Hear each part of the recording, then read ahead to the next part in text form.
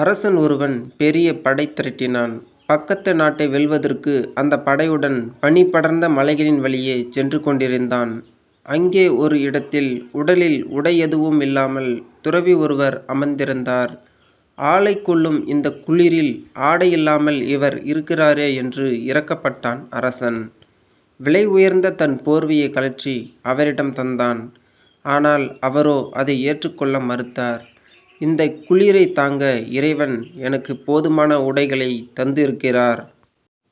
என்னால் ஆடையில்லாமல் இந்த குளிரை தாங்க முடியும். யாராவது ஏழைக்கு இந்த போர்வையை தாருங்கள் என்றார் அவர். உடலில் எந்த ஆடையும் இல்லை, சொந்தமாக எந்த பொருளும் இல்லை.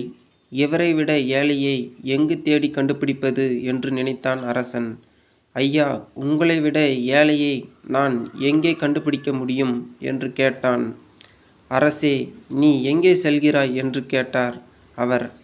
பக்கத்து நாட்டை வென்று என் நாட்டுடன் சேர்த்து கொள்வதற்காக படையெடுத்து செல்கிறேன்.